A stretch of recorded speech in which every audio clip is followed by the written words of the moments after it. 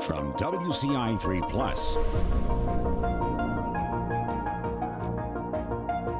with your host, Kevin Lighty, this is Behind the Forecast. Hello, everybody. Welcome in. It's another edition of Behind the Forecast. That's me right there. It says so. It's Chief Meteorologist Kevin Lighty. What's up? Thanks for joining us here. We are back in the studio here once again. Give a nice little wave. How you guys doing out there? Appreciate you joining us once again for another exciting edition of Behind the Forecast. Going to do things slightly different here today. No interview. We got the week of Thanksgiving. A lot of people doing a lot of things here and don't want to tie anybody down. So we're going to do a little bit more of an in-depth winter forecast outlook. So last week we had our winter weather outlook that we did.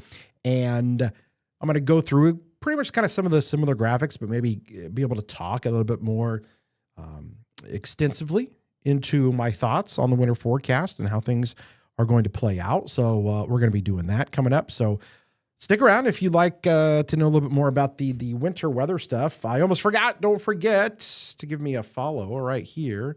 There it is. What is that? That's an email. There's Facebook. There's X. There's all that. Love for you guys to keep up with this because I got to tell you, boy, we've got some active weather here coming up here. It looks like we're getting to more of an active pattern.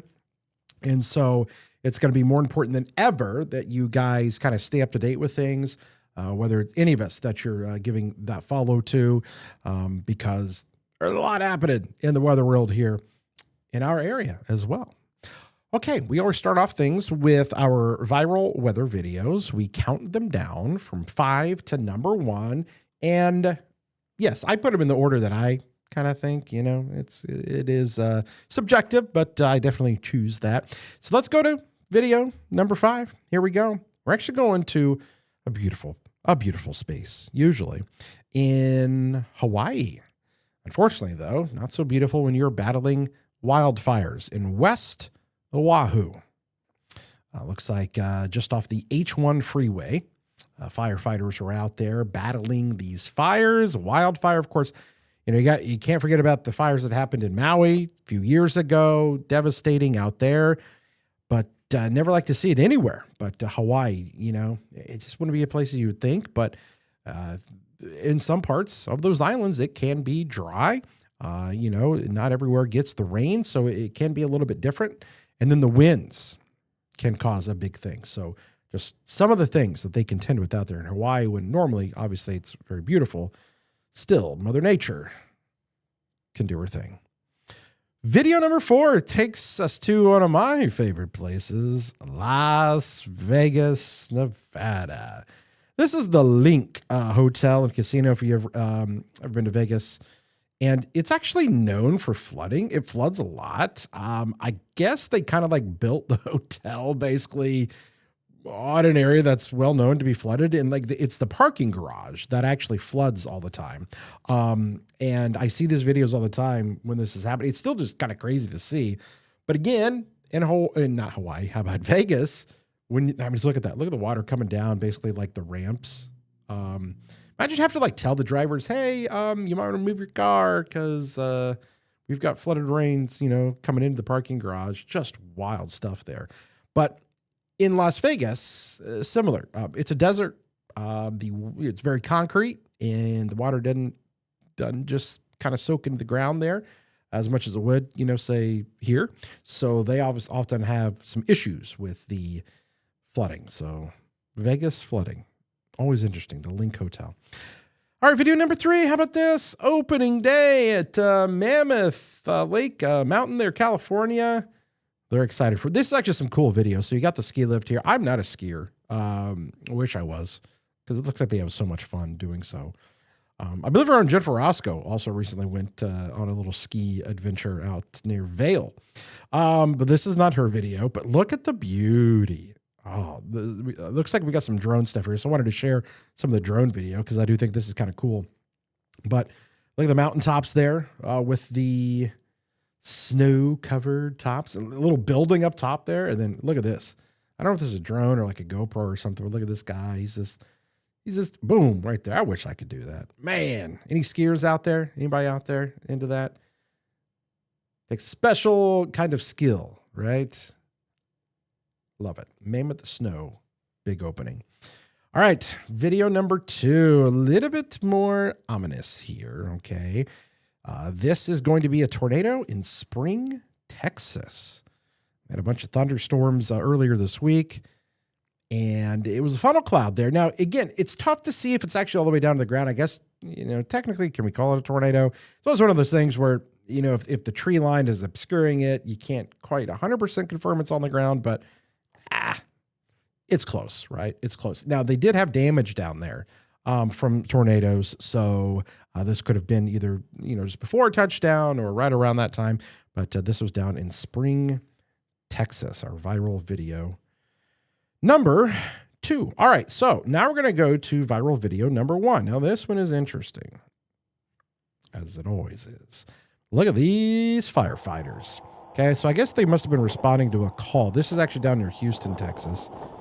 They were responding to a call at this house. So they've got their fire truck. It looks like they must have a camera like on their rig.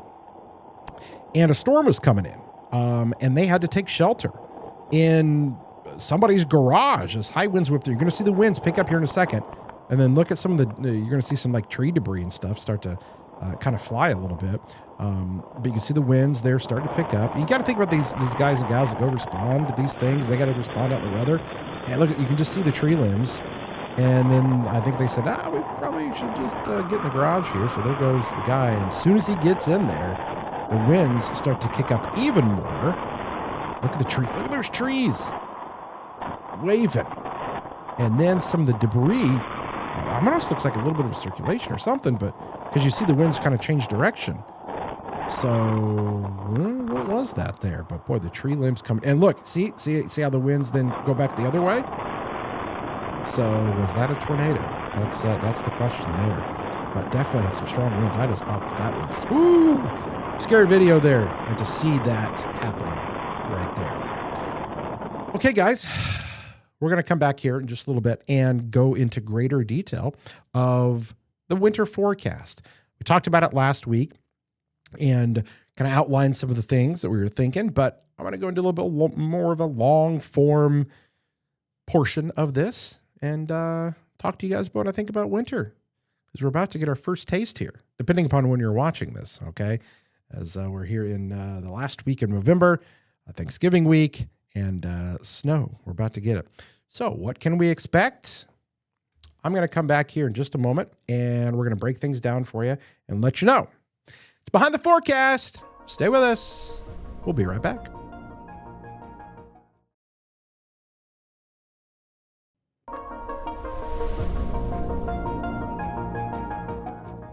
All right, welcome back. We are here again with Behind the Forecast. Thanks for sticking around. So we just went through the viral weather videos, but now we are going to talk a little bit more about my winter forecast. And boy, a lot of things go into trying to put together a winter forecast. It is not an easy thing to do. You're looking at so many different variables. And listen, I get it. Some people have the running joke, well, you guys can't even figure out the next 7 days, let alone the next 3 months. And I understand that. And what I try to do more than anything is kind of give an idea of the winter, not specifically, it's going to snow on December 21st. Although I do that for Christmas Day, and we'll get to that here in a second. But, we're not just nailing down specific ranges of snowstorm dates, but more of a kind of a 1,000-foot view or a 10,000-foot view of what the pattern is looking like, and then trying to look at some of the clues that might help us determine what kind of winter we're going to have. So that's what we do. Now, every time that I do a forecast, one of the things I like to do is actually look at other things that are going on, and things like woolly worms. Of course, we talked with Judy about that in an earlier episode in persimmon seeds. But there are other things like the almanacs. Now, these are fun, and I know not everybody's, completely down with these, but How about this? The Old Farmer's Almanac. And this one's been around for a long time. I believe it's like 1792 or something like that. They've been printing this thing out every year. It's got a lot of great tips and things in there. Now, not everybody, not everything in there, everybody's going to use. And there's some people that completely just take this and say, this thing is not accurate at all. But it's always fun to just look at it. And I think it's interesting because, this has been around a long time, and they live and die by this thing, and they stand by it. They're saying mild and dry. Mild and dry. I don't know that I buy that. I got to be honest with you. Nor, I just think that we're going to have a little bit more of an active winter. So then we can look at another one. This is actually the Farmer's Almanac. So this has been around since the early 1800s as well. And they actually just announced they're not going to be printing any more of these. No more of the Farmer's Almanac. So this one may be a little bit better from what I'm thinking here where I sit. Cold, snowy. So there's the Farmer's Almanac. Now, obviously, there's a ton of science and things that you want to look at to really get the forecast. And a lot of people, and this is what a lot of people don't realize, is that the weather can be interpreted a lot of different ways by different meteorologists. It's the reason why, let's say, and why would you do this? But let's say you watch another television station, maybe in another market, because we know you don't do that here, right? And there could be a different forecast that they would have than what I would have. It's because weather is not an exact science. It's not like, what I always like to say is like chemistry. In chemistry, you mix this chemical and this chemical, you're going to get this reaction every single time. That's just how it is. That is hard and fast and true, and the rules don't change. In weather, while the rules themselves don't specifically change, it's so fluid that any minor changes in the variables, and there's a lot of them, can influence how the weather's going to be. So that's why there is a little bit of a disparity or a difference in how the forecasts are different among different people. And that's just kind of how it is. All right, I'm going to bring you back over to the weather graphics here. And so this is the NOAA winter outlook. So NOAA puts out their forecast for temperature and precipitation, and they stay really close to the Enso pattern, which we're going to talk more about here coming up. But their NOAA temperature outlook looks like this. They're saying equal chances. Maybe saying, what does that mean? And again, we touched on this a little bit in some earlier episodes, but I just want to share it to you once again. They're saying, well, it could go either way. Now, this one aligns a little bit more with the precipitation associated with a La Nina pattern, which we'll get into here again. So precipitation outlook there it is, showing above, kind of in our area, the Great Lakes region, seeing higher opportunities for precipitation. But does that mean rain or snow? We'll get into that here in just a moment. So let's talk a little bit about this Enso pattern, okay? Or El Nino or a La Nina, basically the North Atlantic oscillation pattern, I should say, and kind of how that is portrayed and looked at. Are we above normal? Are we below normal in terms of the ocean temperature? You may be saying, what does the ocean temperature at the equator have to do with anything here? Well, it drives the patterns, and I'm going to show you that here in a second. Above normal. So basically, there's a baseline for what normal is. Sometimes the ocean waters are warmer than normal, and sometimes they are cooler than normal, so above or below. And this time, as you can see here, I know you're seeing a lot of color there, but notice the continents that are there, North America, South America. And so along the equatorial Pacific region, you've got the cooler than normal temperatures. So what's cooler? Cooler is La Nina. Okay. So we are going into this La Nina pattern, and we can look at it. It's called the Enso forecast, and the probabilities. Now notice the La Nina there in the months there at the bottom. See here it says November, December, January, February. It shows us with a high chance of La Nina. But notice the little gray bar that's starting to sneak in there. That gray bar is what's called a neutral pattern. That's when we aren't either of them and we're actually close to normal. And when that happens and you go neutral and things are kind of different.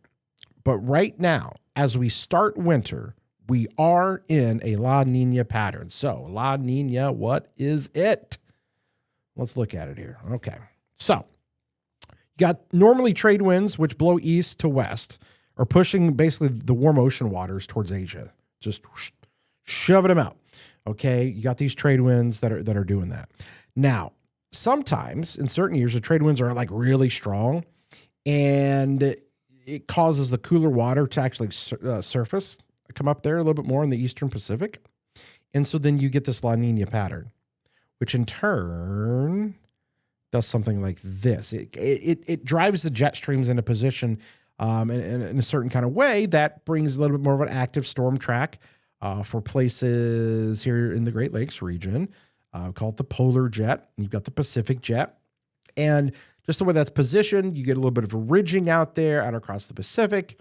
And sometimes we get a little bit more of a pattern for winter storms. Or I shouldn't say always winter storms, but storms. Sometimes colder, so winter. And sometimes, and especially starting into a neutral pattern, sometimes you get into where you get severe weather over the course of the wintertime. All right, I'm going to take my little camera off there so you can kind of see things. So every La Nina is rated weak, moderate, or strong, or the same thing for El Nino. Again, keep in mind we are in the La Nina, and we are on the weak side of things, the weak.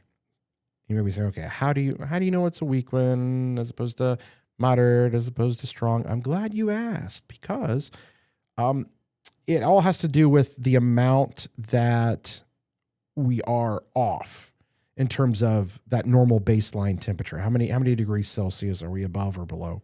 So we can look at some of the different years. So here are some of those years there. We're just going to kind of, I'll come back to that here, but we're going to focus in on those. But this is what I mean by it. So these are numbers that are basically, showing how many degrees above or below. And we can go back to look at some of the years in the past, and we see the above normal, which is going to be your red boxes. The blue is going to be below. So you've got your La Nina there. And then the gray is kind of like, you're getting close to that neutral pattern. So we're kind of in that. So notice 2025, look at those numbers there, 0.3, 0.5 degrees below. So we like to go back and look at some of the previous years. So like 2013, and I just kind of mentioned that there. And so we look back at some of these different ones. Now, some of these are actually considered in the neutral pattern. So they're not even listed on here. So we're really close, but I really liked how the 2013 and 2014 year kind of looked in terms of we're trying to find similarities in years past. And so you can see those numbers look pretty similar as we go into our winter here. So what do? We look at that. Also, if you look at the 17, 18 numbers there, see in the 17, 18, with kind of the gray and the blue boxes there, that's another good year to look at. So what do? Let's go look at those years. What do we do for snowfall? What do we do here? And these numbers are strictly for Champaign. In Champaign in 2017, 18, we had 19 inches of snow.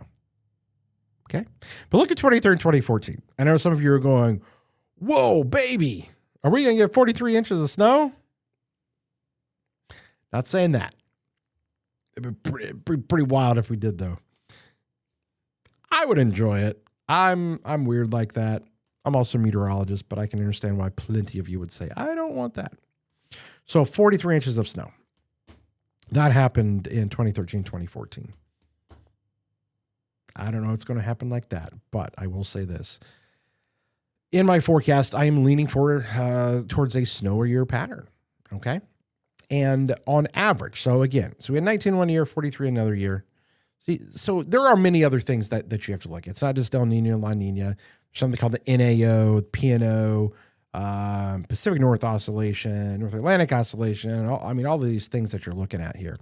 But when we kind of look at things overall, these were my thoughts on the upcoming winter. I think we're going to have temperatures that in the end are slightly below normal. It'll be close. We're going to have those warm spurts where it's like, whoa. And then you're going to have those cold blasts of air that come in and drive the temperature down. When we average it out, I just think that we'll be just slightly below. If you recall, a lot of our summer was above normal. And I have always been a firm believer that over an extended period of time, things balance out. I'm such a believer in that. I've seen it so many times, and that's why I go with the temperature being slightly below normal. When it comes to rainfall, I think we are going to see an active pattern. And this is what's kind of tough. It will be rain a lot of times, but when you line that up with some of those colder blasts of air, you're going to get snow, and they could be some decent ones. But we may have a lot of these little clipper systems that may come in, and I'll get to more of that here in a second. But I think that the storm track itself is conducive to where rainfall, and this is super important as we're in drought conditions. With drought conditions that are in the extreme level, it's super important that we get some rain, and I'm going with that. Let's talk about snowfall here. We're going just above what is normal. So again, when we get a few of these storm systems coming in with the colder air, I think we're just going to find ourselves just a little bit above what is considered normal. So what is normal? That's always the question you get. 23 inches, about 23 inches. That's the Champaign area. Now you can shave off maybe a degree or two as you work your way south, and maybe add an inch or two, not a degree, an inch or two as you go north. So my numbers are sitting at between 23 and 27 inches. And I think that we're going to have several opportunities. Now, some of these may come in shorter duration, not blockbuster storm events, 2 or 3 inch snows. But if you get 8 or 9 of those, suddenly you're at 20 inches pretty easily. And I think that could happen. I could see us having, every few weeks, a little blast of winter weather. So we'll see how that plays out. It's tough to obviously forecast these things, but I'd like to give it a shot. Now, all of that being considered, again, as I mentioned earlier, I try not to tell you a specific day it's going to snow because that's really hard. But with all of my predictions and all of my years that I've done this part of the forecast, I call it the White Christmas Meter. Dun, dun, dun, dun. What are the chances in here? I'll take it off so you can kind of see. There we go. 10 to 20%. That's normal, and maybe even less in some of the years past. But this year, I'm going with about a 40% chance. I just think that more opportunities for it. Now, listen, it might snow December 23rd, and okay, we miss it. But I think that sometime in the week around Christmas, we're going to have opportunities to get some snow. So will it happen? Will it not? It's tough to say for sure. I will admit, when I made this, and I still kind of think this, when I did my little winter forecast recap, is we're going to have this weak La Nina pattern that goes to neutral. Okay. We talked about that earlier. The temperatures will stay slightly below what is normal. And I think we're going to have more rain and snow than we usually have had. So above average there. So the winter starts slow is the only thing and then ramps up. Well, depending upon kind of when you consider winter to be, meteorological winter is December 1, official winter is December 21st. But, we may start slower, but then kind of kick things up. I think there is that white Christmas opportunity. And as I mentioned before, I think you're going to have a lot of these little clipper systems. And what I mean by that, these are Alberta clippers. They originate up in Canada. They come through. They don't always have a ton of moisture. So they drop, more of those lighter 1-2 inch events instead of those, 5, 6, 7 inch events. So that generally are my thoughts on what the winter forecast is. Who knows? I mean, I've done this a lot of years, and I try to look at a lot of stuff, and it's a challenge. It's not easy. But I do go back and look at, what happened in the years past and kind of compare and contrast. Hey, how did we do? But this one just seems like it's going to be a little bit more active. And we're already starting to see signs of that here this week. So here's what's important. I want you guys to make sure that you have the WCA3 weather app right there on your phone. See if I can pull it up. That was the news app. The weather app. Get the weather app. Download it. Really cool. Great features. Great things on here. Radar that you're going to have. Just everything. The hour by hour. Whenever we go live for things, it'll be on there as well. So I definitely encourage you to download that. All right, guys, that is going to wrap things up, though, for us here on the shows. We've run out of time. I hope it's Thanksgiving week. Depending upon when you're watching this, I hope you had a good Thanksgiving. If you're just now watching it, hope you have a great Thanksgiving. And look out for that winter system that is coming our way. Look forward to seeing you again next time. Until then, I'm Chief Meteorologist Kevin Leidy. Have a great one.